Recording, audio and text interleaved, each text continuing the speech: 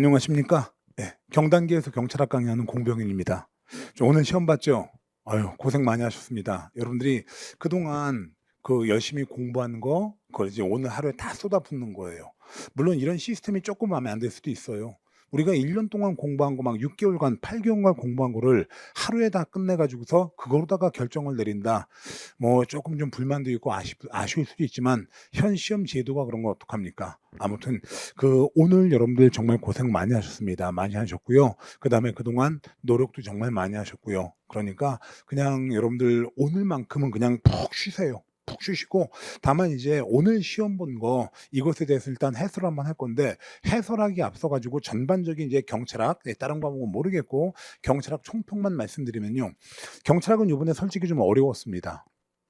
물론 지난 1차 시험에 비해서는 뭐 월등하게 어려웠다고 볼 수 있죠 이건. 이게 왜 어려웠냐면은 요게 굉장히 디테일한 부분들도 많이 나왔어요. 승진 시험에서 나올 만한 디테일한 부분. 그다음에 두 번째 옳지 않은 것 이거보다 옳은 것은 이렇게 고르는 문제가 많으면 좀 어려워집니다. 왜냐면 옳지 않은 것은 틀리는 거 한 개만 고르면 되는데 옳은 것 이러면 틀리는 걸 세 개나 골라야 되거든요. 그런 문제가 좀 많았었고요. 그다음으로써 또 어떤 게 있었냐면은 처음 보는 거 생뚱맞은 것도 나오는 경우도 있고요. 그렇게 되고 평상시에 나오던 문제입니다. 평상시에 보던 내용인데 지문 하나를 이상하게 쪼끔 꼬아서 내 버려요. 그래서 답 고르는데 좀 힘들게 그렇게 만들어 놓은 문제가 상당히 많았습니다. 그래 가지고서 요번 이 경찰학 이 정도면은요 합격권에 들어가려면 보통 몇 점 정도 맞으면 들어가느냐 70 점에서 80점 사이에 맞으면 아마 경찰학 때문에 떨어질 일은 없을 겁니다. 그래서 일반적으로 합격권에 있는 학생들 대략 보통 이제 커트라인이 190 에서부터 뭐 205 점까지 사이에서 이루어진다라고 했을 때 그 가운데 있는 학생들이 보통 경찰학이 70 점에서 80점 정도가 나왔습니다. 여러분들에게서 그 정도 나오면 잘 봤다 생각하시면 되겠고요. 그다음에 뭐 60 점이 나왔다 하더라도 뭐 다른 과목 잘 보면 합격하는 거니까 이건 너무 그렇게 경찰학 점수에만 연연할 필요는 없습니다. 다만 이제 문제를 한번 제가 기출 문제 하나하나 풀면서 요런 건 반드시 맞춰 줘야 될 문제, 이런 건 이상한 문제, 이게 채용에서 왜 나왔는지 모르겠어. 이런 거 얘기해 드릴 겁니다. 자 그러면 오래 끌 거 없이 바로 시작합시다. 자 그리고 그거는 이론 수업하는 게 아니기 때문에 문제풀이 수업하는 게 아니기 때문에 장황하게 판수하면서 쫙 하지 않습니다. 그래 봐야 시간만 길어지니깐요. 자 1 번부터 보도록 할 건데 자 요 1번 같은 문제는 요건 많이 나오던 겁니다. 그래서 일반적으로다가 인간적으로 1번 문제는 틀리면 안 돼요. 그래서 보면 경찰 개념에 관한 설명으로 가장 적절하지 않은 것 1. 경찰 개념은 역사적으로 발전되고 형성된 개념으로서 근대 국가에서 일반적 경찰 개념을 공공의 안녕과 질서 유지를 위한 권력 작용이라고 할 때 이는 각국의 실정법상 경찰 개념과 반드시 일치하지만은 않지요 이건요. 왜 그러냐면 실정법상 경찰 개념이라는 건 형식적 의미의 경찰이고요. 그다음에 앞부분에 설명한 건 실질적 의미의 경찰이에요. 그러니까 형식적 의미의 경찰과 실질적 의미의 경찰이 언제나 일치하진 않아요. 그다음에 두 번째 실질적 의미의 경찰을 보안 경찰과 협의 행정 경찰로 구분하는 것이 일반적 견해라고 할 때 보안 경찰은 독립적 경찰 기관이 관할하지만 즉 경찰 고유의 권한이에요.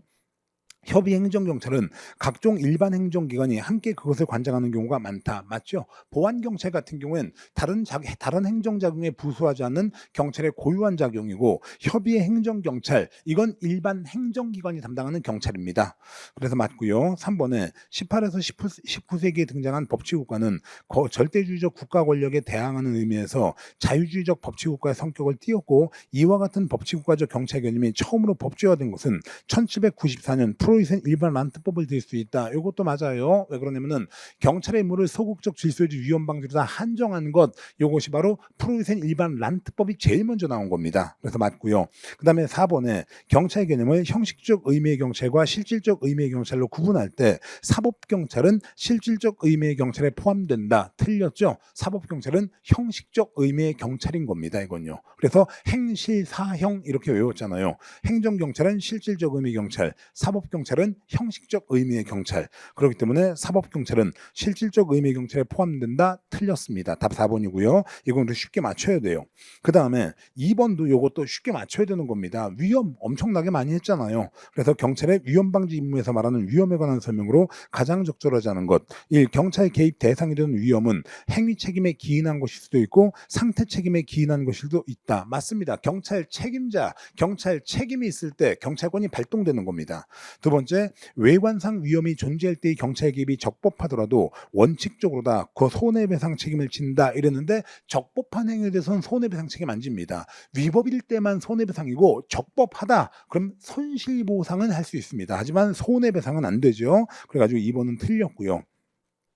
3번에 경찰의 범주 예방 및 위험 방지 행위의 준비는 추상적 위험이 존재하는 경우에도 가능하다. 맞죠? 이렇게 위험만 있으면 됩니다. 그 다음에 네 번째, 위험 혐의의 존재는 경찰 수사 차원의 개입을 정당화시키는 상황이 되고 있는 겁니다. 자, 그래가지고 답은 2번이고 쉽게 맞출 수 있어야 되고, 그 다음에 이제 3번 문제인데 이건 시도자치경찰위원회는 요번 시험에 제가 나온다 그랬어요. 왜냐면 국가경찰위원회와 시도자치경찰위원회가 매회마다 번갈아 나오는데 1차 채용 시험에 국가경찰위원회 나왔거든요. 그럼 이번 2차 채용 시험은 당연히 시도자치경찰위원회가 나오는 겁니다. 자, 그래서 시도자치경찰위원회 관련해서 3번에 국가경찰과 자치경찰의 조직 및 운영기관 법률상 시도자치경찰위원회에 관한 설명으로 가장 적절한 것 1번 동법 18조 제1항 단서에 따라 2개의 시도자치경찰위원회를 두는 경우 해당 시도자치경찰위원회의 명칭, 관할, 사무분장 그 밖에 필요한 사항은 행안부령으로 정하는 게 아니라 대통령령으로 정하는 거죠. 이건 많이 다룬 거예요. 그 다음에 두 번째, 시도자치경찰위원회 비상임위원은 특정 성이 10분의 6을 초과하지 아니해야 한다가 아니라 아니하도록 노력해야 한다 이렇게 얘기했고, 그래서 제가 수업 시간에 이거 의미 없는 겁니다. 노력하는 건데요. 뭐 이렇게 얘기했습니다. 그래서 10분의 6을 초과하지 아니해야 된다. 그럼 안 되고요. 10분의 6을 초과하지 아니하도록 노력해야 되는 겁니다. 그 다음에 이제 세 번째, 시도자치경찰위원회 위원장과 위원들의 임기는 3년. 그러고 다 연임 안 돼요. 다 연임 안 됩니다. 그래서 위원만 한 차례 연임할 수 있다. 틀렸습니다. 일단 위원장이 되었든 위원이 되었든 무조건 연임 안 됩니다. 임기 3년 끝 연임 안 됨 이겁니다. 국가경찰위원회와 시도자치경찰위원회 똑같죠. 그 다음에 4번에 시도자치경찰위원회의 회의는 정기적으로 개최하여야 한다. 맞죠? 이거요? 정기적으로 개최해요. 그래서 보통 일반적으로 매월 1회 개최합니다. 그 다음에 다만 위원장이 필요하다고 인정하는 경우 위원 2명입니다. 2명, 3명 아니고 2명이라 그랬어요. 2명 이상이 요구하는 경우 및 시도지사가 필요하다고 인정하는 경우에는 임시회의 개최할 수 있다. 맞아요. 그래서 답은 4번 되는 거고 요 문제까지도 맞춰줘야 됩니다. 자, 그리고 이제 4번 문제가 되겠는데 요 4번 문제는 여러분들이 3번하고 4번 지문은 쉽게 할 수 있을 거예요. 근데 1번하고 2번 지문 때문에 조금 헷갈릴 수 있었었는데, 자, 1번 보게 되면은요. 경찰 조직의 4번 문제, 경찰 조직의 냉소주의에 관한 설명으로 가장 적절한 것 1. 리더오퍼가 사회 체제에 대한 기존의 신념 체계가 붕괴된 후 새로운 신념 체계에 의해 급하게 대체가 될 때가 아니라 새로운 신념 체계에 의해 대체가 되지 않을 때 냉소주의가 나오는 겁니다. 이건요. 그래서 기존의 신념 체계가 붕괴가 됐어. 그리고 새로운 신념 체계로다 대체가 됐어. 그러면은 냉소주의가 나오질 않아요. 그런데 새로운 신념 체계로다가 대체가 되지 않을 때 냉소주의가 나오는 겁니다. 그렇기 때문에 1번 틀렸고요. 2번에 조직 내 팽배한 냉소주의는 경찰의 전문 직업화를 저해하는 기제로다가 작동할 수도 있어요. 이건 맞고요. 3번에 회의주의와 비교하여 냉소주의는 조직 내 특정한 대상을 합리적 의심을 통해 신뢰하지 않는 것과 관련이 있다 그랬는데 틀렸죠. 이건 뭐 판선 가급적이면 이제 안 하려고 하고 있습니다. 왜냐면은 그냥 말로 합시다.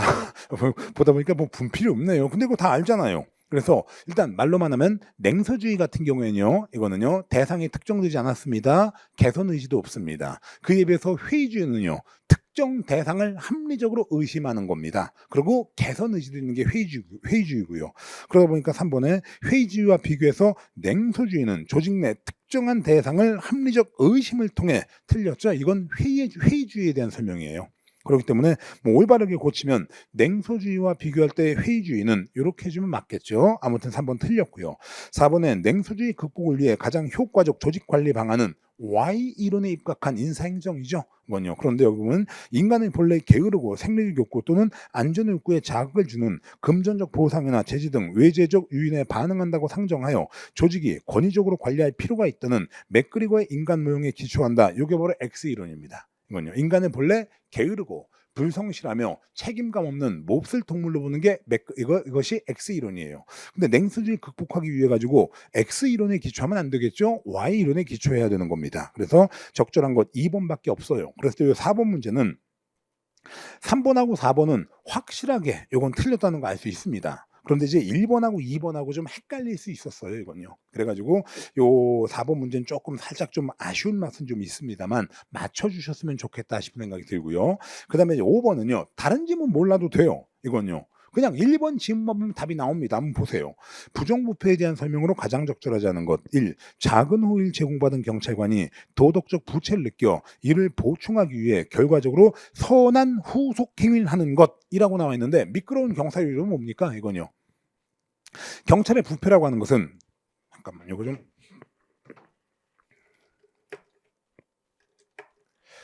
자, 이 미끄러운 경사로 이론이라고 하는 것, 요건 뭐냐면 요게 미끄러운 경사로 이론이죠. 이건요. 그래서 부패에 해당하지 않은 작은 호의, 작은 호의를 받는 경우에 요것이 결국엔 뭐가 된다? 부패가 된다. 그러니까 받지 말아라 이 소리예요. 그런데 여기 미끄러운 경사로 이론을 해놓고 나서 뭐라고 하냐면 작은 호의를 제공받은 경찰이 도덕적 부채를 느껴 이를 보충하기 위하여 결과적으로 선한 행위를 하였다. 틀렸죠? 미끄러운 경사로 이론은 작은 호의를 받은 경찰이 결국엔 부패로 다 빠지게 된다. 이게 미끄러운 경사로 이론입니다. 여기 지금 나온 것과 같이 여기서 선한 행위를 하게 되었다. 이것은 미끄러운 경사로 이론과 전혀 관계가 없습니다. 그래서 1번 바로 틀려버렸죠. 그 다음에 이제 2번, 3번, 4번 요게 좀 헷갈릴 수 있는데 바로 1번에서 답 고를 수 있습니다. 그래가지고 요번 시험은 특징이 뭐냐면요. 찬찬히 보면 답은 다 골라져요. 솔직히요.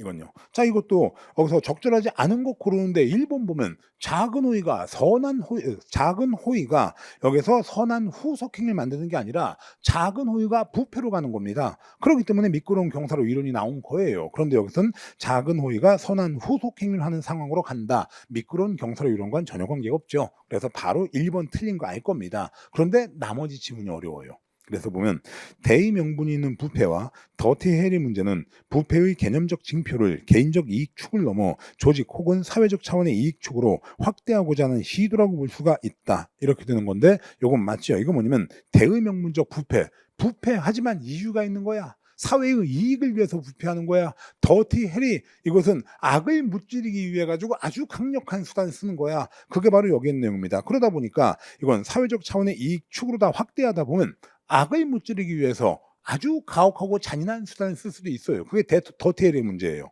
그다음으로써 대의 명분 있는 부패 이거 인정할 수도 있어요. 뭘 위해서? 사회적 차원의 이익 축을 위해서 이렇게 됩니다. 그래서 2번 맞고요. 3번은 고객이 위험을 감수하고서라도 원하는 이익을 확실히 취하기 위해 높은 가격의 뇌물을 지불하는 상황을 부패로 이해한다면 이는 하이덴하이머가 제시한 세 가지 유형의 부정부패 정의 중 시장 중심적 정의와 가장 관련이 크다. 맞는 말이죠 이거요. 내가 만약 딱지 끊긴다. 그러면은 신호 위반해가지고 딱지 끊긴다. 6만 원이거든요. 그냥 차라리 경찰한테 뇌물 5만 원 줘버리는 게 더 싸. 그러고 나면 딱지 안 끊겨. 자, 6만 원 딱지 끊기는 것보다 뇌물 5만 원 주는 게 더 싸다. 이게 바로 시장 중심적 정의와 관련이 있는 겁니다. 맞고요. 그 다음에 네 번째, 공직자가 직무와 관련하여 그 지위 또는 권한을 남용하거나 법령을 위반하여 자기 또는 제3자의 이익을 도모하는 행위는 부패 방지 및 국민권익위원회 설치 운영되는 법률상 부패 행위에 해당한다. 자, 맞아요. 자, 그래서 5번 문제 같은 경우에는 솔직히 2번, 3번, 4번을 여러분들이 모를 수도 있습니다. 이건 2번, 3번, 4번은 일반적으로 나오는 내용이 아니니까 모를 수 있어요. 하지만 1번 문제 보면서 바로 작은 호의가 선한 행위로 가는 건 아니지요. 미끄러운 경사로 이루는 작은 호의가 부패가 돼버리는 거죠. 그래가지고 답이 1번이라는 것을 솔직히 맞출 수는 있긴 있는데 시험장에서 당황하다 보니까 뭐 틀릴 수도 있죠. 네, 괜찮습니다. 근데 요거 이제 눈치 봐서 맞추는 거고 그 다음에 이제 6번 이런 건 인간적으로 틀리면 안 돼요. 코엔과 펠트버거가 사회 계약서로부터 도출되는 경찰활동의 기준과 그 내용 연결이 가장 적절하지 않은 것. 생명과 재산의 안전보호. 경찰활동은 시민의 생명과 재산의 보호가 궁극적 목적이며 법 집행 자체가 목적은 아니다. 맞는 말이죠? 이건요. 두 번째, 냉정하고 객관적 자세. 과거 아버지의 가정폭력을 경험한 갑 경찰관이 가정폭력 사건을 처리하면서 모든 문제는 남편에게 있다고 단정지어 생각하는 경우는 이 경우에 이 기준에 어긋난다. 맞죠? 냉정하고 객관적 자세를 잃은 상황입니다. 이러는 건요. 그 다음에 공공의 신뢰. 을 경찰관이 공명심에 앞서서 상부의 보고도 없이 탈주범 혼자 검거하려다 실패하였다. 자, 요거는 협동, 협력 위반입니다. 공공의 신뢰확보 위반이 아니라 협동, 협력 위반이에요. 그래가지고 답은 개뿐하게 3번이고요. 그 다음에 4번에 공정한 접근의 보장, 경찰의 법 집행 과정에서 발생하는 차별과 편들기는 이 기준에 어긋나는 겁니다. 맞는 말이죠. 그래가지고 적절하지 않은 건 개뿐하게 3번입니다. 이런 건 칼같이 맞춰줘야 돼요. 이런 거 틀리면 안 됩니다. 그 다음에 7번 부정청탁 및 금품 등 수수 금지에 관한 법률 및 동법 시행령에 관한 설명으로 가장 적절하지 않은 것 이렇게 되어 있는데 자 요거는 답은 2번인데요. 2번이 웃겨요. 이건요. 2번이 웃깁니다. 자 이렇게 2번이 되게 웃기는데 결국엔 1번, 3번, 4번 요게 다 맞다는 걸 알기 때문에 우리는 답을 2번으로 고를 수도 있습니다. 자 그래서 보면 1번에 공직자 등은 직무 관련 여부 및 기부 후원 증여 등 그 명목에 관계없이 동일인으로부터 1회 100만 원 또는 매 회계년도 300만 원 초과하는 금품을 받거나 요구 또는 약속해서는 아니 된다. 딱 맞죠 이거는요. 그래서 100만 원 초과, 300만 원 초과는 직무 관계 여부 관계없이 직무 관련 여부 없이 그다음에 뭐 명목 관계 없이 무조건 받으면 안 되는 겁니다. 이건요. 그래서 맞고요. 두 번째, 경찰청에서 근무하는 갑총경은 A전자회사의 요청으로 시간당 30만 원의 사례금을 약속받고 A전자회사 직원을 대상으로 자기 직무와 관련해 가지고 3시간짜리 강의를 월 1회 했대요. 자, 원래 어떻게 되냐면은 어디서 시간당 40만 원까지입니다. 시간당 40만 원까지예요. 그런데 지금 현재 시간당 얼마 받기로 했습니까? 30만 원입니다. 자, 40만 원까지니까 30만 원 받은 거 괜찮죠? 그런데 여기에서 시간을 초과하게 되는 경우 여기서 1시간을 초과하는 경우에는 100분의 50까지 50% 추가해가지고도 더 받을 수 있습니다. 그러니까 이 경우에 있어서 먼저 시간당 30만 원의 사례금을 받고서 A전자 회사 직원을 대상으로 자신의 직무와 관련하여 3시간짜리 강의를 하였다. 그럼 최대 얼마까지 받을 수 있느냐? 요거에 50% 초과하게 되면 45만 원이죠. 여기까지 받을 수 있어요. 시간당요. 45만 원까지 받을 수 있어요. 곱하기 3입니다. 3시간이니까 그럼 얼마예요? 135만 원일 겁니다. 그리고 월 3회 때, 자, 그러면 대략 300만 원이 넘습니다. 300만 원 넘는데 여기서 총 3개월 진행하였다. 이 경우 갑총경이 지급받을 수 있는 최대 사례금은 270만 원이다. 그건 아니죠. 최대 사례금은 일단 이건 270만 원은 아닙니다. 이건. 그래가지고 2번이 틀렸는데 솔직히 이 딴 문제를 내면 안 되죠. 그런데 이걸 낸다 하더라도 나머지 3번, 4번 보면 알 수 있기 때문에 여기서 답 이런 문제를 냈던 것 같아요. 그래가지고 보면 3번에 비자동차 회사의 요청으로 자신의 직무와 관련된 외부 강의를 마치고 소정회사를 약속받은 의 경무관은 대통령령으로 정하는 바에 따라 외부 강의 요청 명세 등을 소속 기관장에게 그 외부 강의를 마친 날부터 10일 이내에 서면으로 신고입니다. 외부 강의하는 경우에는 소속 기관장에게 10일 이내에 서면으로 신고해요. 마친 날부터요. 그래서 이건 3번은 정확히 맞죠? 다만 여러분들 헷갈릴 수 있는 건 사례 문제 아닌가? 뭔 사례 문제야 이거요. 앞에 있는 거 다 잘라버리고 보면은요. 외부 강의 요청 명세 등을 소속 기관장에게 외부 강의 마친 날부터 10일 이내에 서면으로 신고. 굉장히 많이 본 지문이죠. 자, 그다음에 네 번째, 사단법인 C학회가 주관 및 개최한 토론회에 참석하여 자신의 직무와 관련된 토론을 한 병경감이 상한액을 초과하는 사례금을 받은 경우 상한액을 초과하는 사례금을 받았어. 그러면 초과 사례금을 받은 사실을 안날부터 2일 이내에 동법 시행령이 정한 사항을 적은 서면으로 소속기관장에게 신고하여야 한다. 맞습니다. 자, 그래서 10일 이내에 신고, 여기서는 2일 이내에 신고. 이건 문풀 때도 많이 본 겁니다. 그래서 솔직히 1번, 3번, 4번 지문은 문풀 때도 많이 봤어요. 그래서 답은 2번이 되겠는데 아마 이 문제 틀리신 분들은 당황해서 틀렸을 겁니다. 자, 그렇게 되겠고요. 그다음에 이제 8번에 경찰 인권 보호 규칙상 경찰청 및 시도경찰청 인권위원회에 관한 설명으로 가장 적절한 것. 이랬을 때 1. 당연직 위원은 경찰청은 청문감사 인권 담당관, 시도경찰청은 감사관으로 한다. 틀렸죠? 이건요. 청문감사 인권 담당관이 원래 시도경찰청에 있는 거고 경찰청엔 감사관이 있는 겁니다. 두 번째, 경찰청 인권위원회와 시도경찰청 인권위원회 각각의 위원장과 위촉위원들의 임기는 위촉된 날로부터 2년 맞아요. 그 다음에 위원장의 직은 연임할 수 없는 것도 맞아요. 그 다음에 위촉위원은 3차례만 연임할 수 있는 게 아니라 2차례만 연임할 수 있는 겁니다. 그래서 2번 틀렸고요.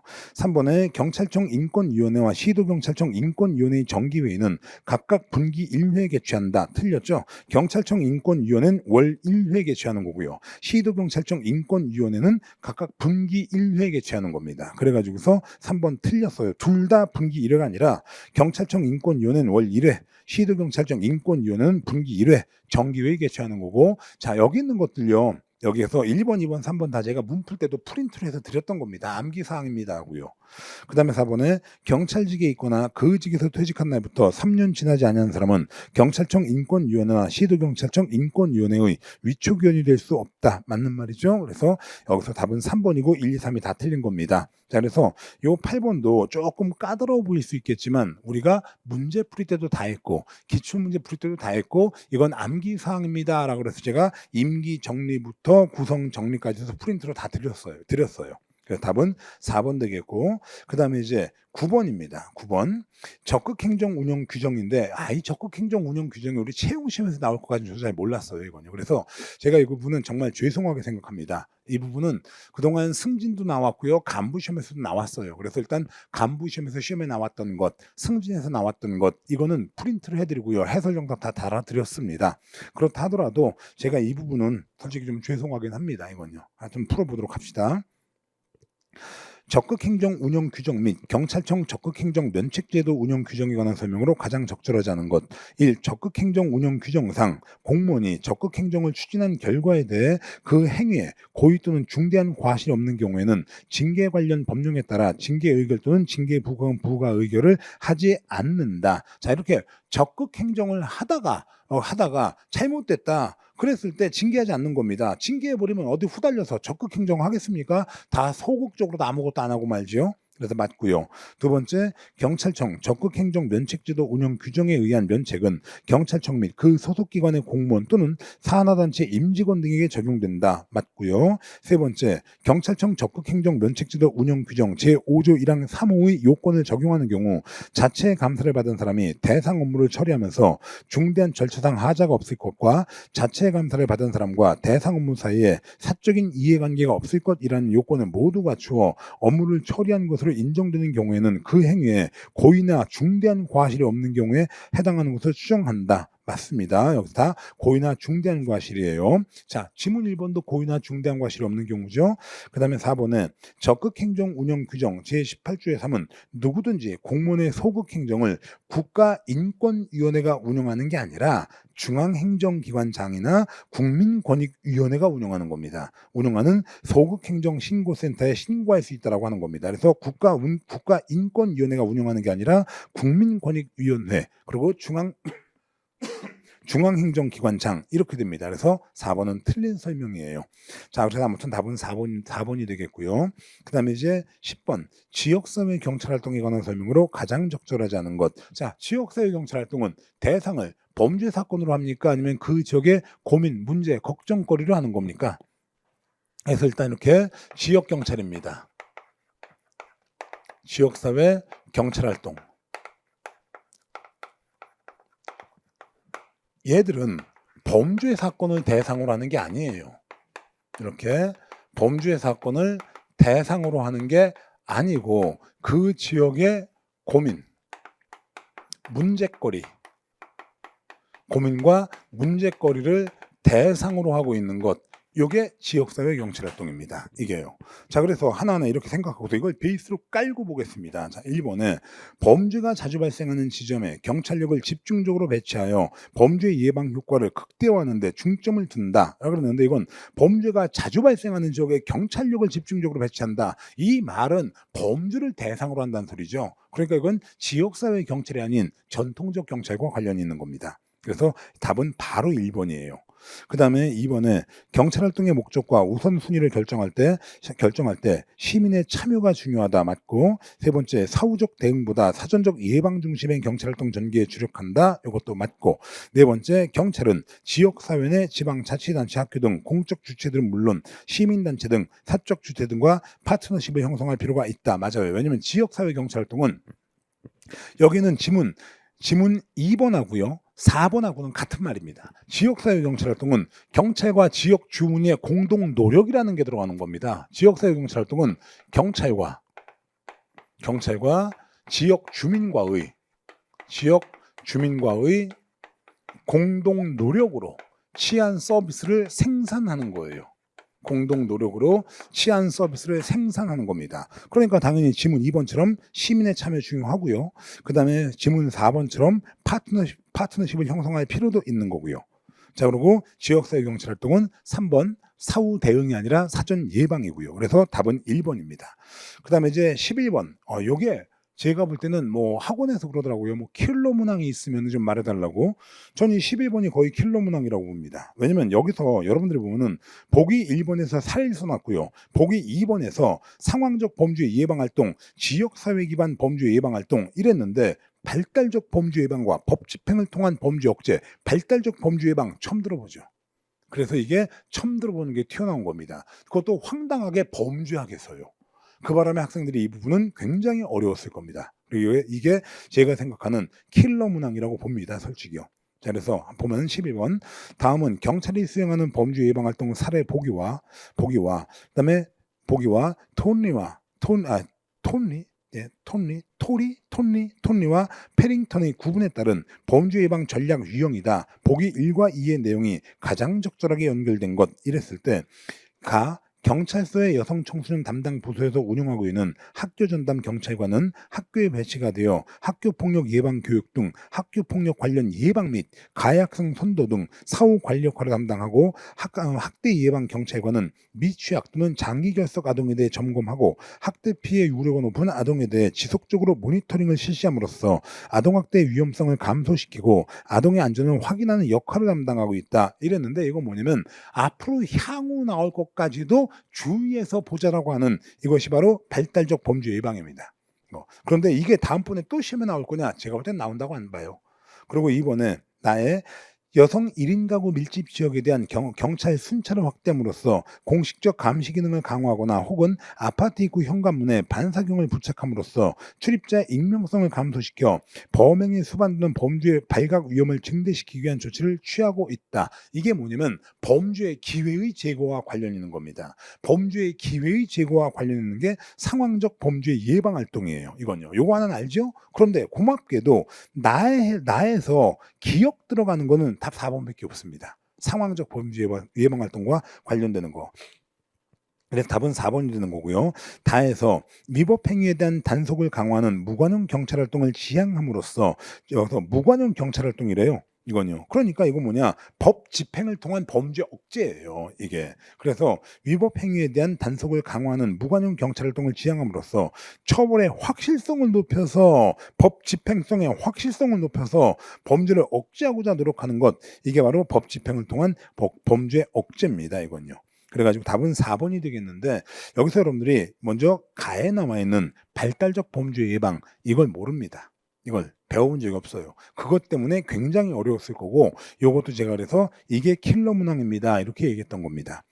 그 다음에 12번에 에크와 스텔만은 경찰관에서 문제지향적 경찰활동을 지역 문제 해결에 보다 쉽게 적용할 수 있도록 4단계 문제 해결 과정을 제시하였다. 개별 단계에 관한 설명으로 가장 적절하지 않은 것. 자, 문제지향적 경찰활동이 지역사회 경찰활동과 관련이 있는 거죠. 자, 지역사회 경찰활동 중에서 요 지역사회 경찰활동 요 안에 뭐가 들어있냐면은 지역 중심의 경찰활동, 문제지향적 경찰활동이 이 안에 있는 겁니다. 문제지향적 경찰활동. 그래서 문제지향적 경찰활동이라고 하는 것, 요것은 범죄 사건을 대상으로 하는 게 아니라 고민과 문제거리를 대상으로 한다. 그래가지고서 우리가 외울 때 조석응가 이렇게 외웠어요. 조석응가. 그래서 조사, 분석, 대응, 평가 이렇게 딱 공부를 했는데 갑자기 내용을 묻는 게 나오네. 그래도 걱정할 게 없습니다. 자, 먼저 1번 봐요.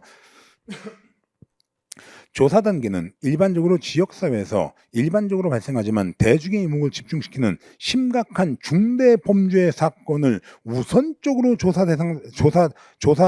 대상화하는 데 출발한다. 틀렸죠? 여기에 중대 범죄 사건이 지역사회 경찰을 통해서 왜 들어갑니까? 범죄 사건 자체를 대상으로 하지 않는데 그 지역의 고민과 문제거리 이걸 대상으로 하는 건데 그렇기 때문에 일본은 중대 범죄 사건을 우선적으로 조사 대상화하는 데서 출발한다. 바로 틀렸습니다. 이건요. 그래서 중대 범죄 사건이 아니라 그 지역의 고민과 걱정, 문제거리를 대상으로 하는 거예요. 그래서 일본 틀렸고 분석 단계에서는 각종 통계 자료 등 수집된 자료를 활용하여 심층적 분석을 실시하며 당면 문제의 성격을 정확하게 파악하기 위해 문제 분석 3각 모델을 유용한 분석 도구로 활용할 수 있다. 자, 맞아요. 한번 알아만 두세요. 그다음에 대응 단계에서는 경찰이 보유한 자원과 역량만으로는 한계가 있으므로 지역 내의 여러 기관, 다른 기관과 협력을 통한 대응 방안을 추구하며 상황적 범죄 예방에 제시하는 25가지 범죄 예방 기술을 적용해 볼 수도 있다. 맞고 평가 단계는 과정 평가와 효과 평가의 두 단계로 구성되며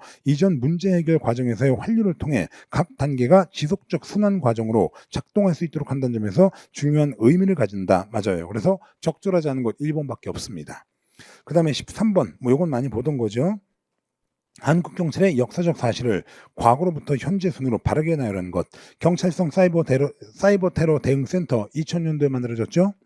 경찰 서비스 현장 1998년도에 만들어졌습니다. 그 다음에 국가수사본부의 신설. 요건 이게 2022년 만들어졌나 2021년 만들어졌나 헷갈립니다. 그리고 경찰법 제정 1991년이고요. 그 다음에 제주특별자치도 자치경찰단 설치 이건 2006년이고요. 그러니까 일단 제일 빠른 건 리을에는 경찰법 제정이죠. 1991년. 그 다음에 두 번째가 니은에 있는 경찰 서비스 현장 1998년. 그 다음에 기억에 있는 사이버 테러 대응센터 2000년, 그 다음에 제주특별자치도 자치경찰단의 설치 2006년, 그 다음에 국가수사본부의 신설 이게 2001년인지 2021년인지 2022년인지 애매하고 헷갈리는 거. 아무튼 그래가지고 답은 1번밖에 없습니다. 그 다음에 14번에 부단결부 금지의 원칙에 관한 설명으로 가장 적절한 것. 1. 경찰청은 행정작용을 할 때 상대방에게 해당 행정작용과 실질적 관련이 없는 의무를 부과해서는 안 된다는 원칙이다. 딱 맞아요. 바로 답 1번입니다. 그리고 2번 현행법상 명시적 규정은 없지만 바로 틀렸습니다. 행정기본법에 부당결부 금지 원칙이 있습니다. 이거요. 없지만 법치국가의 원리와 자의금지 원칙으로부터 도출되는 행정법의 일반 원칙이다. 틀렸어요. 현행법 명시적 규정이 있습니다. 행정기본법에 있습니다. 그 다음에 세 번째, 지방자치단체장이 사업자에게 주택사업계획 승인을 하면서 그 주택사업과 아무런 관련이 없는 토지를 기부 체납하도록 하는 부관에 붙인 경우 이게 부당결부 금지 원칙입니다. 이게 부당결부한 거예요. 이건 금지죠. 그런데 붙인 경우 기부 체납한 토지 가액이 그 주택사업계획의 100분의 1 상당의 금액에 불과하되 약소하다 그거죠. 그 다음에 사업자가 이의를 제기하지 않았대. 사업자가 거기에 대해서 따로 불만이 없대. 여기에 대해서. 이거는 아니하다가 지방자치단체장이 업무 착오로 기부 체납한 토지에 대하여 보상협조 요청서를 보내자 그때서야 비로소 부관에 하자를 들고 나왔다 하더라도 그 부관은 당연 무효이다 이랬는데 당연 무효까지는 아니죠. 이거는 당연 무효까지는 아니에요. 왜냐 약소하다 그랬어요. 이의 제기도 하지 않았대요. 그건 그랬는데 어떻게 당연 무효가 되겠습니까? 그렇게 되겠고요. 그 다음에 4번에 갑이 혈중 알코올 농도 0.14%의 주취 상태로 100이랑 125cc 이륜 자동차를 운전했답니다. 자, 여기서 100이랑 125cc 이륜 자동차입니다. 125cc 이륜 자동차. 자, 요걸 음주했답니다. 그런데 여기에 있는 125cc의 이륜 자동차 뭐 어떤 면으로 몰 수 있어요? 다 몰 수 있죠? 뭐 일종 대형, 일종 보통, 그러니까 그다음에 2종 보통, 뭐 2종 특수, 뭐 등등등등등 많아요.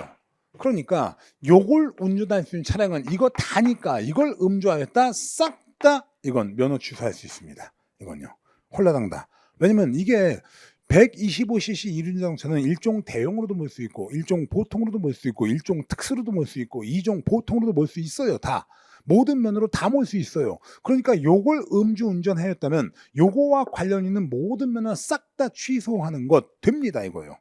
그렇기 때문에 4번에 갑이 혈중 알코올 농도 0.14의 주취 상태로 100이랑 125cc 이륜 자동차를 운전하였다는 이유로 갑의 자동차 운전면허 1종 대형, 1종 보통, 1종 특수, 2종 소형을 취소한 것은 갑이 음주 상태에서 음주를 하지 않으면 안 되는 부득이한 사정이 없었더라도 재량권을 일탈한 남용이다. 틀렸죠? 재량권 일탈 남용 아닙니다. 다 취소할 수 있다니까요.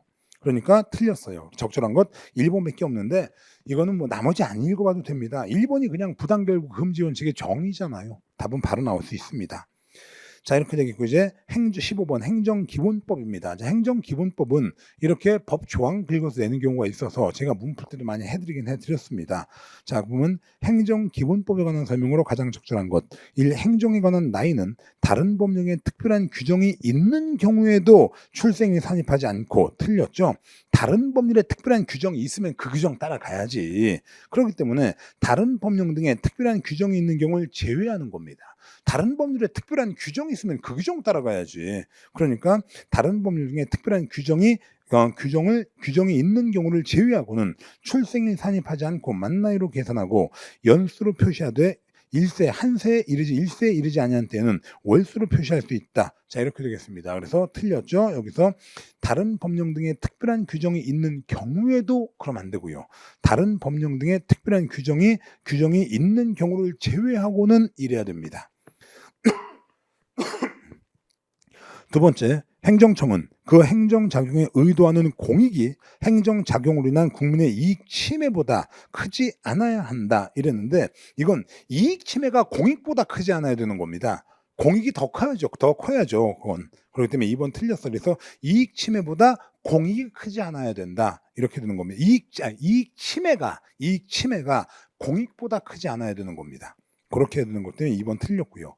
3번의 행정청은 법률로 정하는 바에 따라 완전히 자동화된 시스템, 인공지능 기술을 적용한 시스템 포함입니다. 시스템으로 처분을 할 수 있으나 처분에 재량이 있는 경우에는 그러하지 아니하다. 이건 맞아요. 답은 3번이고 4번에 공익 또는 제3자의 이익을 현저해실 우려가 있는 경우에도 틀렸습니다. 공익이 깡패입니다. 그러니까 공익을 침해할 우려가 있는 경우에는 모든 게 인정이 안 돼요. 그래서 여기 보면 공익 또는 제3자의 이익을 현저해칠 우려가 있는 경우에도 행정청은 권한행사의 기회가 있음에도 불구하고 장기간 권한을 행사하지 아니하여 국민이 그 권한이 행사되지 아니한 것으로 믿을 만한 상당한 이유가 있는 때에는 그 권한을 행사해서는 아니 된다. 신뢰 보호 원칙이죠. 이건요. 근데 이 신뢰 보호 원칙도 공익을 침해하지 않아야 되는 겁니다. 그렇기 때문에 공익을 해칠 우려가 있는 경우에도 그럼 안 돼요. 이건요. 공익을 해칠 우려가 있는 경우를 제외하고는 이렇게 하거나 공익을 해칠 우려가 없어야 됩니다. 그래서 적절한 것 3번밖에 없습니다. 그 다음에 16번 행정 권한의 위임 및 위탁에 관한 규정에 관한 설명으로 가장 적절하지 않은 것 1. 위임이란 법률에 규정된 행정기관장의 권한 중 일부를 다른 행정기관에게 맡기는 것 이건 위임이 아니라 위탁이에요. 자, 이 위임하고 위탁 요거 제가 예전에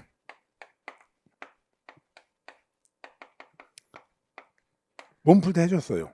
근데 요즘엔 이렇게는 안 나오겠지 하고 근래는 안 해줬는데 갑자기 또 나와버렸습니다. 자, 그래서 위임은 보조기관에게 넘기는 거고요. 위탁은 다른 행정기관에게 넘기는 겁니다. 그렇기 때문에 다른 행정기관에게 넘기는 걸 위탁이라고 그러고요. 위임은 보조기관에다 넘기는 겁니다. 그래서 1번에 보면 위임이란 법률에 규정된 행정기관장의 권한 중 일부를 다른 행정기관장에게 맡겨 이런데 그건 위임이 아니라 위탁이죠. 위임은 보조기관이나 하급기관에게 맡기는 겁니다. 그렇기 때문에 다른 행정기관에게 맡겨 그 권한과 책임 아래 행사하도록 하는 것을 말한다. 그래서 1번 틀렸죠. 1번은 위임이 아니라 위탁에 대한 설명입니다. 그 다음에 2번에 위임 및 위탁기관은 수임 및 수탁기관의 수임 및 수탁 사무 처리에 관하여 지휘 감독하고 그 처리가 위법하거나 부당하다고 인정될 때는 이를 취소하거나 정지시킬 수 있다. 맞고요. 행정기관장은 행정권한을 위임 및 위탁할 때는 위임 및 위탁하기 전에 단순한 사무인 경우를 제외하고는 수임 및 수탁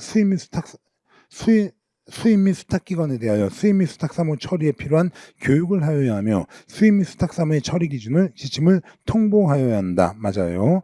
세 번째, 수입 및 수탁사무 처리가 부당한지 여부에 대한 판단은 위법성 판단과 달리 한목적적, 정책적 고려도 포함되므로 위임 및 위탁기관이 그 사무 처리에 관하여 일반적 지휘 감독을 하는 경우는 물론이고 나아가 수입 및 수탁사무 처리가 부당하다는 이유로 그 사무 처리를 취소하는 경우에도 광범위한 재량이 허용된다고 보아야 한다. 다 맞아요. 답은 1번밖에 없습니다. 그 다음에 이제 17번 행정상 법률관계에 관한 설명으로 가장 적절하지 않은 것 다툼 있는 경우 판례에 의함 하고 나와있는데 이건 행정법 문제이긴 해요. 이건요. 그래서 이거 솔직히 말하면 틀려도 되는데 들어보면 압니다. 자, 1번에 국유재산의 관리청이 그 무단 점유자에 대하여 변상금 부과 처분 이건 명령행위죠. 이건요. 그래서 여기서 국가가 여기에는 국유재산관리청인 국가가 국민들에게 내리는 명령행위 사실행위예요. 이거는요. 그래서 변상금 부과 처분은 순전히 사경지의 주체로 수행하는 사법상 법률행위이다. 틀렸죠. 이건 사법상 법률행위가 아니라 국가가 우월한 지위에서 행하는 처분행위입니다. 그러니까 사경지의 주체를 수행하는 사법상 법률행위가 아니죠. 이건. 자, 어떤 거냐. 국유재산이 있었어. 이게 국가 땅이야.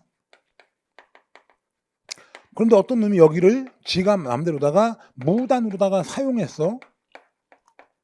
그럼 국가가 여기다 뭐라고 하겠습니까? 변상금 내놔. 이거는 사경제 계약 관계가 아닙니다. 명령하는 거예요. 이건. 그러니까 사법상 법률행위이다. 틀렸죠. 바로요. 자, 그렇게 되겠고 2번에 국가나 지방자치단체에 근무하는 청원경찰은 국가공무원법이나 지방공무원법상 공무원은 아니지만 그 근무관계를 사법상 고용계약관계로 보기 어렵다. 맞죠? 이거는요. 뭐냐면 이것은 공무를 위탁받아 행사하는 사인이라 그랬습니다. 그 다음에 세 번째, 원천징수 의무자가 비록 과세관청과 같은 행정청이라 하더라도 그의 원천징수 행위는 법령에 규정된 징수 및 납부 의무를 이행하기 위한 것에 불과한 것이지 공권적 행사로서의 행정처분한 경우에 해당하지 아니한다. 맞고요.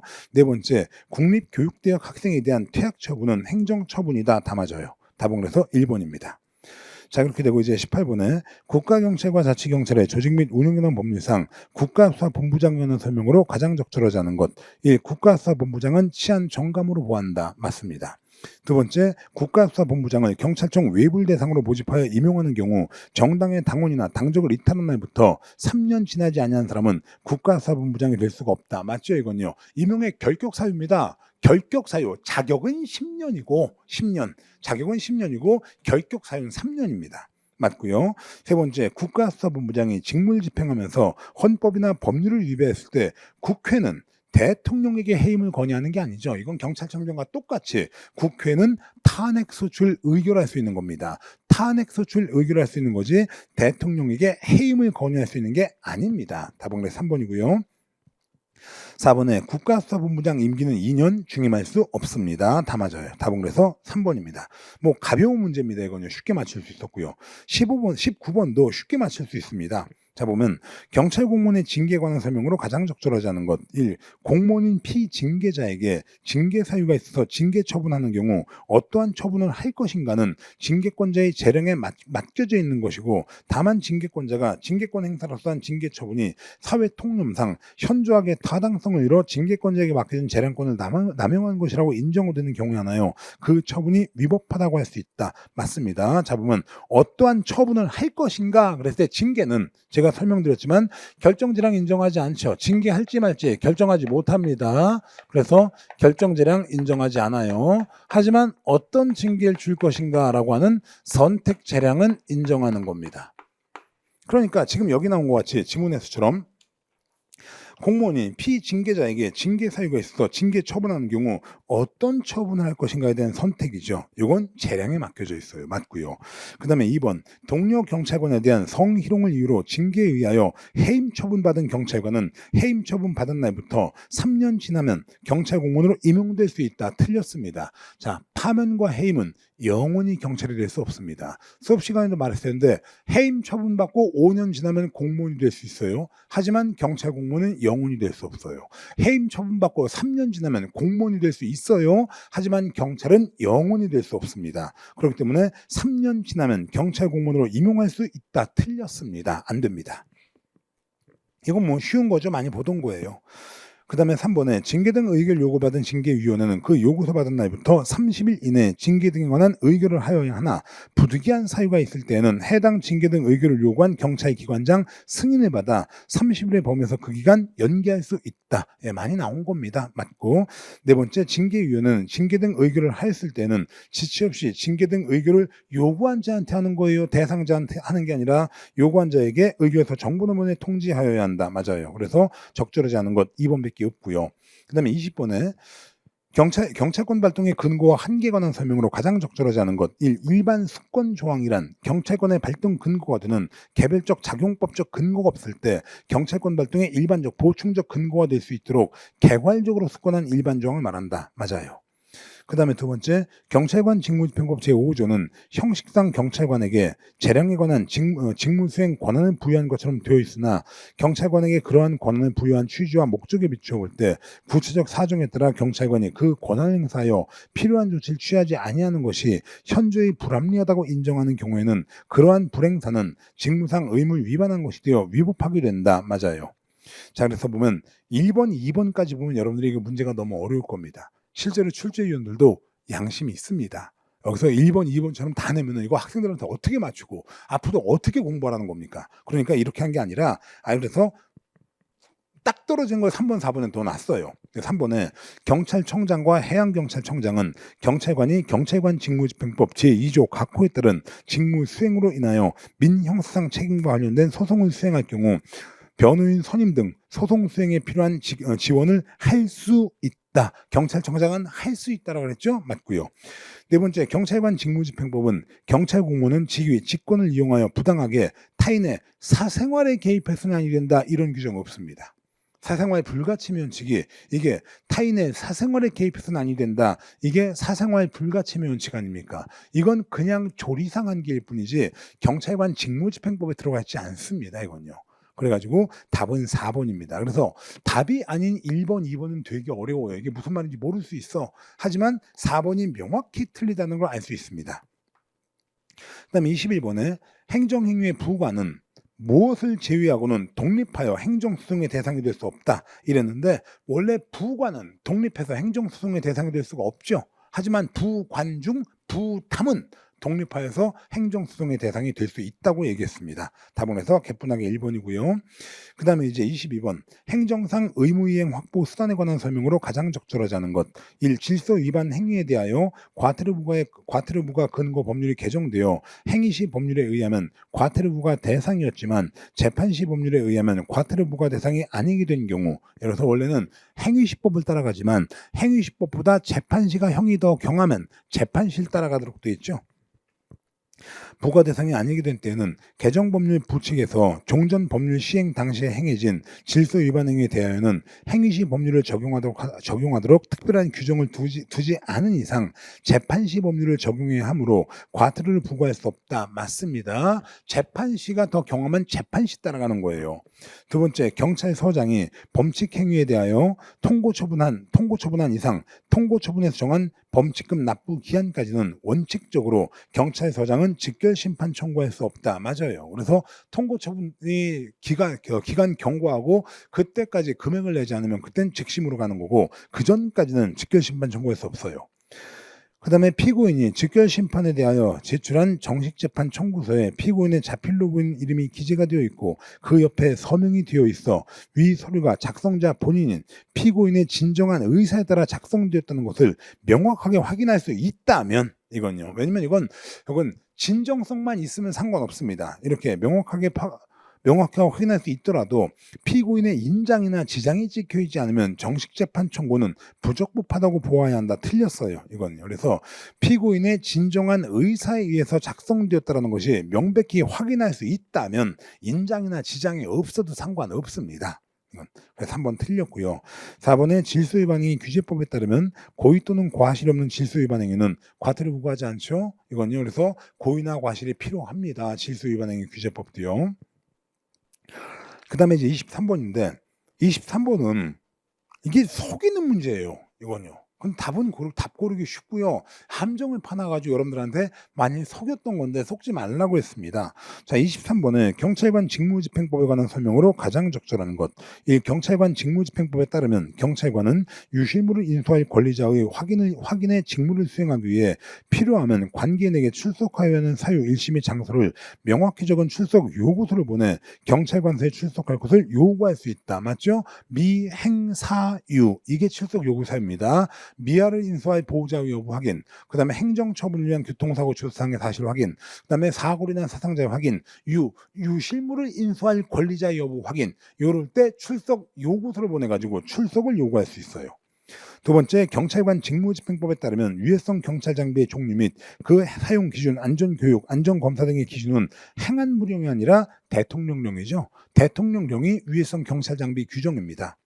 그래서 2번 틀렸고요. 3번에 경찰관 직무집행법 제11조의 1항에 따른 손실보상을 청구할 수 있는 권리는 손실이 있음을 안 날로부터 3년, 손실이 발생한 날부터 5년입니다. 안 날로부터 3년, 발생한 날부터 5년인데 여기 보면 안 날로부터 3년 그래놓고 그 뒤에 손실보상이 확정된 때부터 5년 틀렸죠. 안 날로부터 3년, 발생한 날로부터 5년입니다. 그러니까 여기 손실보상이 확정된 때부터 5년 틀렸어요.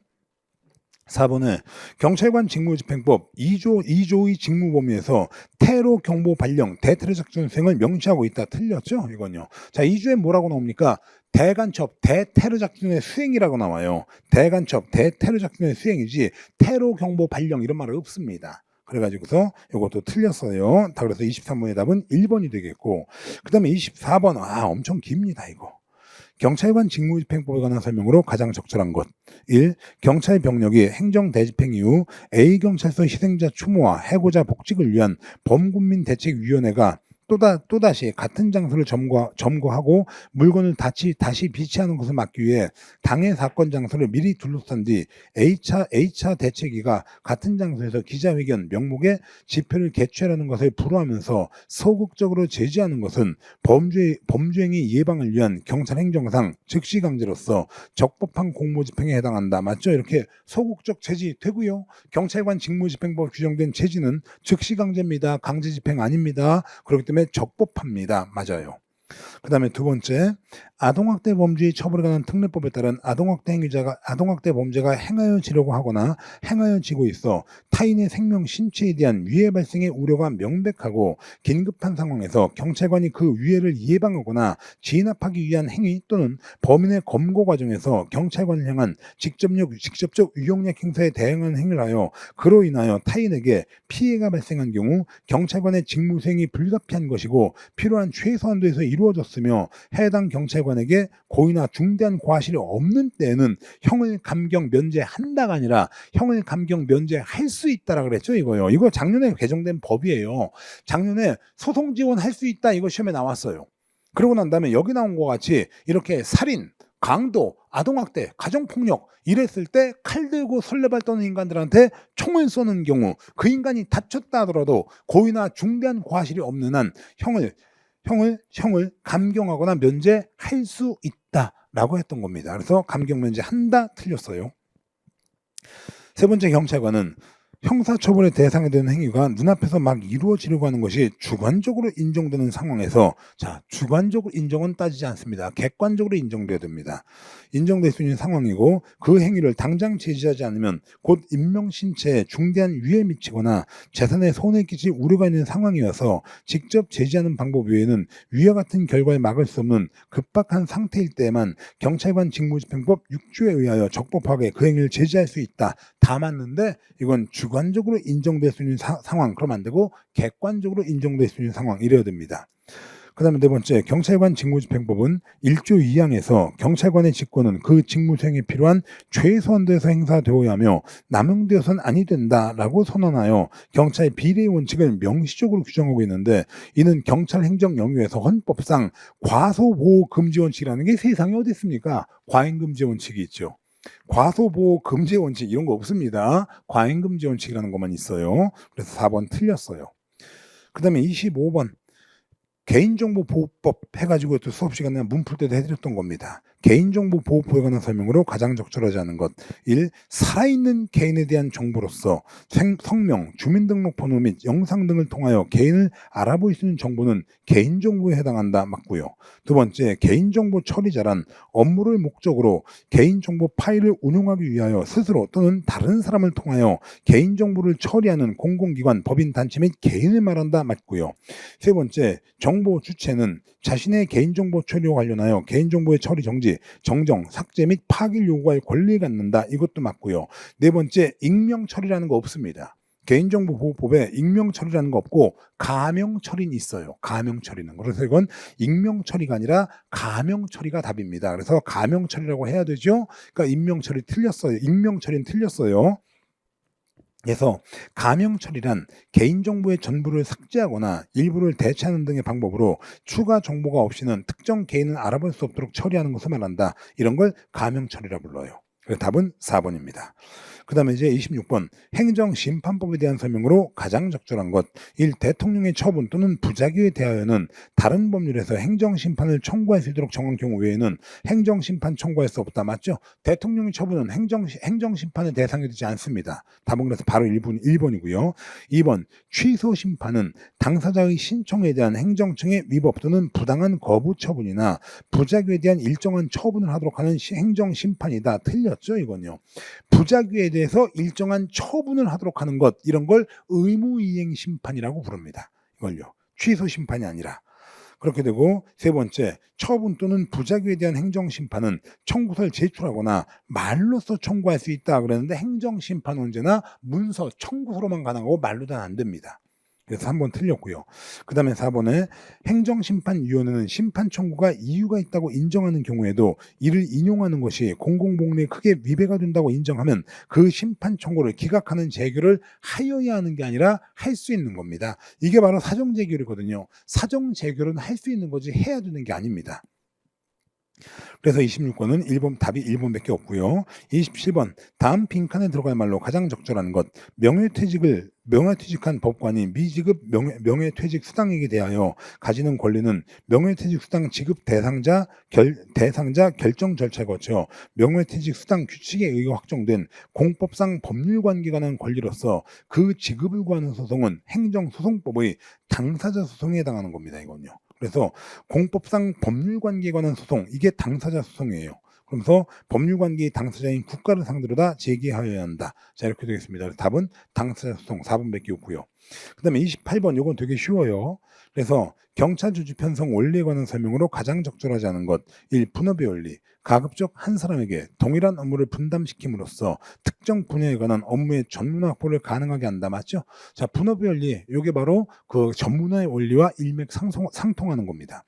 두 번째, 계층제의 원리. 권한과 책임의 정도에 따라 직무를 계층화함으로써 상하 계층 간의 직무상 지위 감독 관계에 있도록 한다. 맞고, 세 번째, 조정과 통합의 원리. 구성원의 노력과 행동을 질서 있게 배열하고 통일시키는 작용을 함으로써 경찰행정 목적을 효율적으로 달성할 수 있게 한다. 맞고요.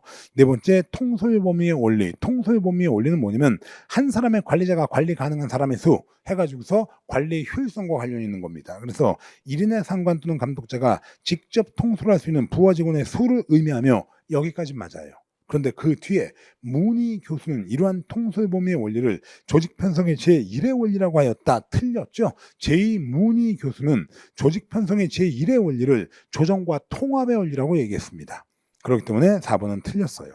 그 다음에 29번에 동기부여 이론 중 내용 이론에 해당하는 것으로 가장 적절하지 않은 것. 여러분들이 알고 있는 게 다 내용 이론이에요. 그래서 메슬로우의 욕구단계 이론, 맥그리거의 X이론, Y이론, 허즈버그의 욕구 충족 이론, 이게 다 내용 이론입니다. 그리고 포토와 롤러의 만족 이론, 이건 과정 이론이죠. 이건 과정 이론이에요. 그래서 여러분들이 내용 이론, 과정 이론 따로 구분할 거 없고 그냥 우리가 다 배운 것보다 이상한 거 나오면 그게 답인 겁니다. 이거요. 그래서 답은 3번이고요. 그 다음에 이제 30번에 예산 제도에 관한 설명으로 가장 적절하지 않은 것.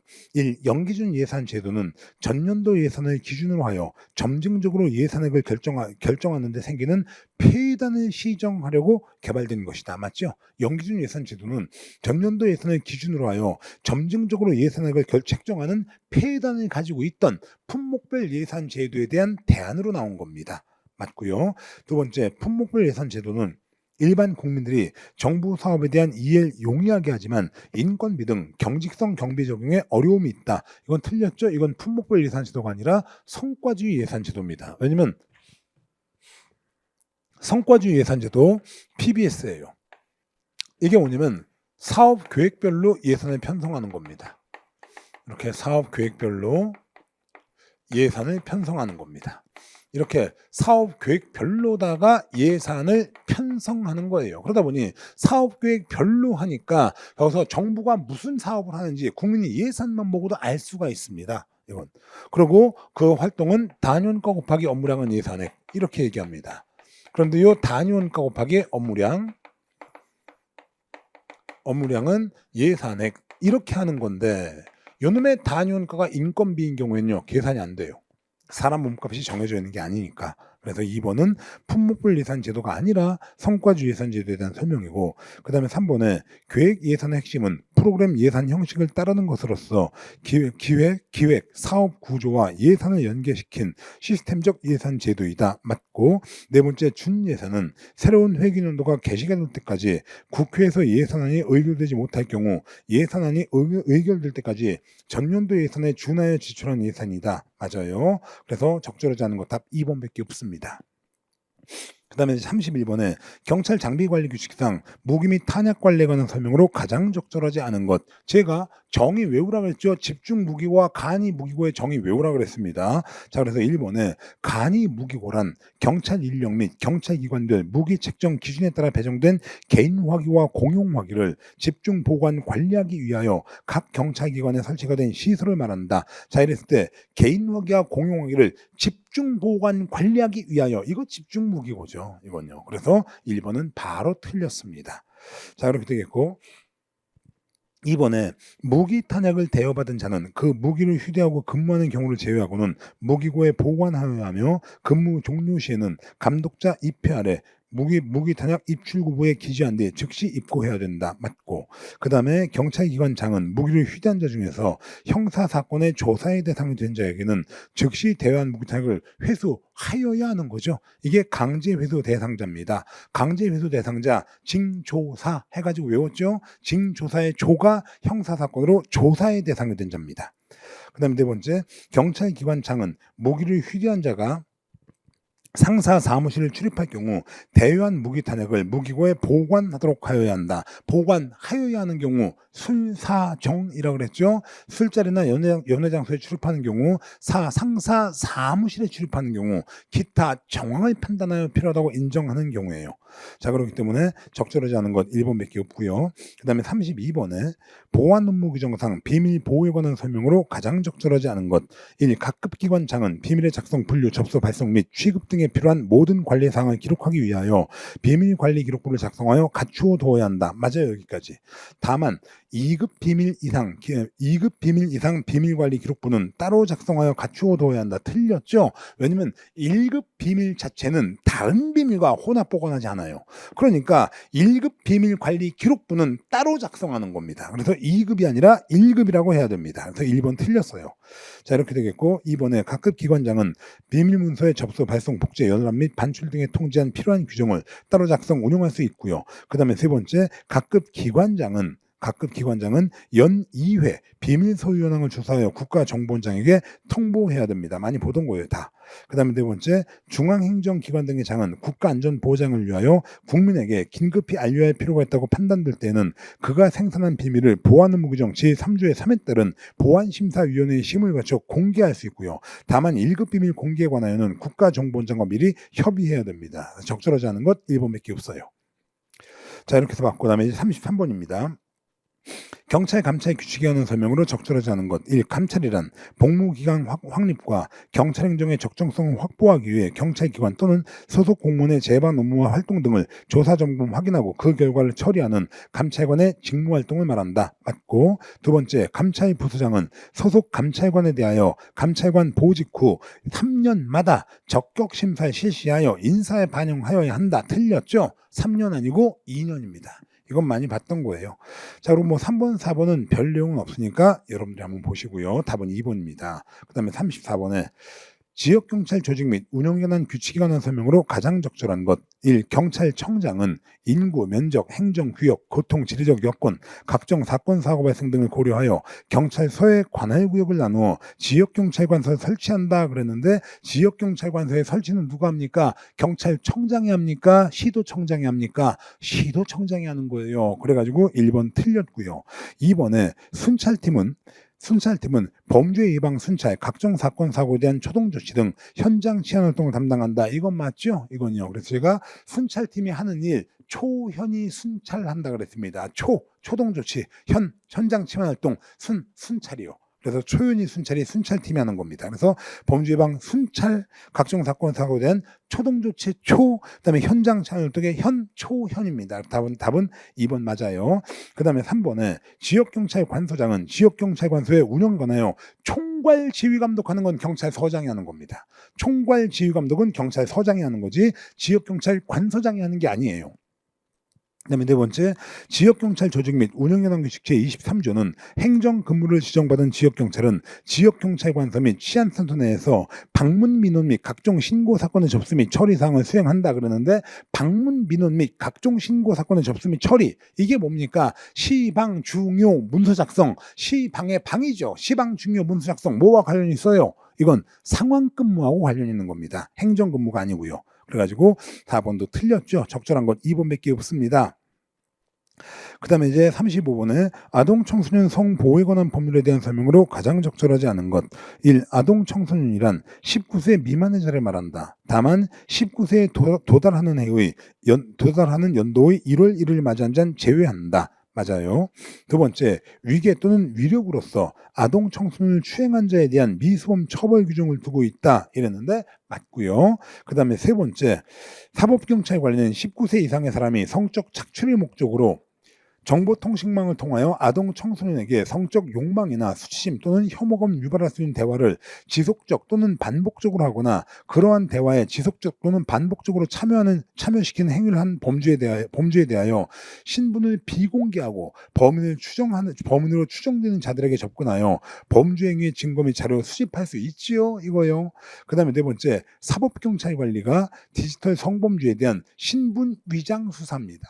자, 이 신분 위장 수사가 함정 수사 같은 거예요. 신분 위장 수사할 때 신분을 위장하기 위한 문서, 도화, 전자 기록 등의 작성, 변경 또는 행사 가능해요.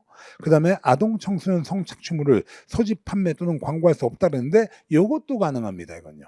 그래서 아동 청소년 성착취물을 판매하겠습니다. 광고할 수 있어요. 그럼 그거 사겠다고 오는 사람들 잡아가면 되는 겁니다. 그러니까 이렇게 광고도 할 수 있어요. 그래서 4번 틀렸습니다.